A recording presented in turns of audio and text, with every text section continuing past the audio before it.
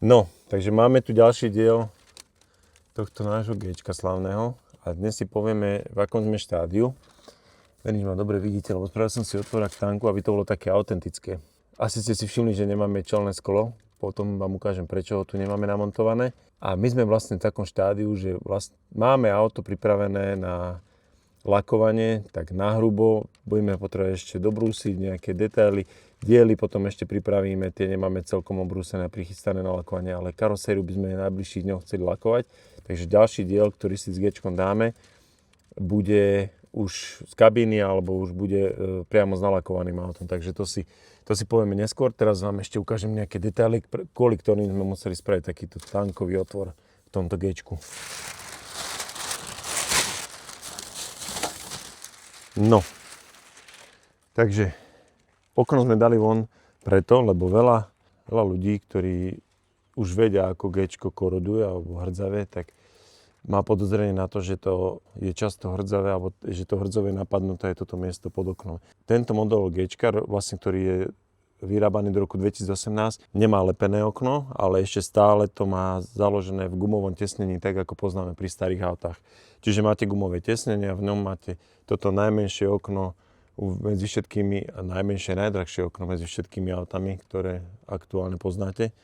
Takže keď to malé drahé okno dáte von a dáte preč túto gumu, tak zistíte, že tu sa drží vlhkosť voda. A táto časť bola za tých spomínaných 9 rokov, to budem stále opakovať, lebo je to na zamyslenie. A táto časť bola tak zhrdzavená, že vlastne, keby sme to takto nechali možno, že ešte rok, tak by tu boli diery. Takže my sme to vyčistili, vykefovali, ako to išlo, dali sme tam všetky možné prípravky na odhrdzenie vlastne a vyčistenie tej hrdzy.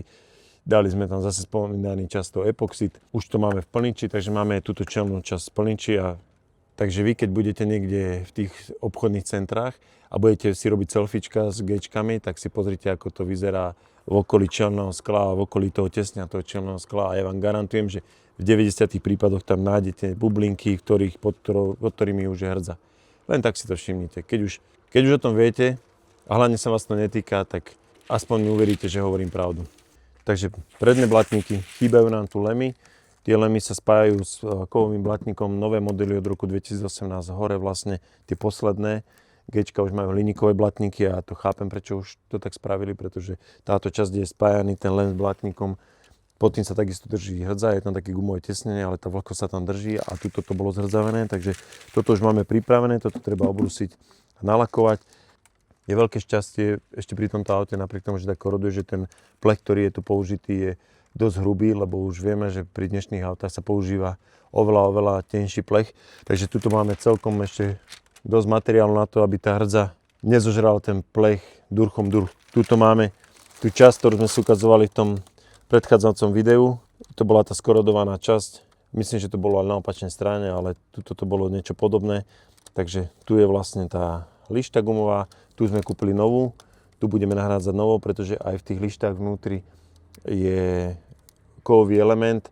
Keď sa tam dostane voda, začne tam tá hrdza vytlačať tú gumu a potom to vyzerá tak, že na krajoch sa vám to takto otvára do sveta a vyzerá to divne. Takže to sme tiež objednali nové, aby to bolo pekne prilnuté k tej karosérii.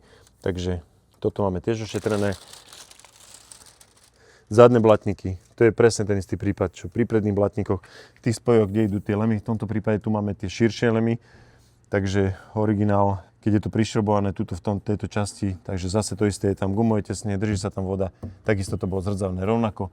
Je veľmi dobré a sa teším aspoň z toho, že ten materiál je dosť hrubý a že stále to neprehrzavelo durch, takže to je super. V zadnej časti, to sme si hovorili, my si musíme dať strašný pozor na to, že keď budeme mať auto nalakované, tak my využijeme všetky tieto miesta, ktoré už teraz vieme, sú náchylné na to hrdzavenie, že to potom po nalakovaní vystriekame dobre s voskom, aby keď tá voda sa tam aj dostane a bude tam tá vlhkosť, aby tam ten vosk zabránil tomu, že sa tá vlhkosť zažere do toho plechu.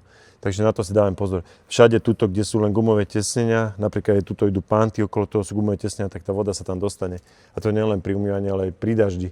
A tá vlhkosť tam potom žije svoj život, takže my tam dáme ten vosk, aby ten vosk zachránil. Keď už tomu dávame také úsilie, aby tú karosériu ten vosk zachránil zase na nejakú dobu. Takže tak. Najbližšie video si potom ukážeme, ako vyzerá auto už dúfam, že po nalakovaní a môžeme si potom prebrať ešte tie komponenty k autu, dvere, ako vyzerajú, ako ich máme pripravené, ako vyzerá skelet nalakovaný. Potom budeme auto skladať a ukážeme vám hotový výsledok.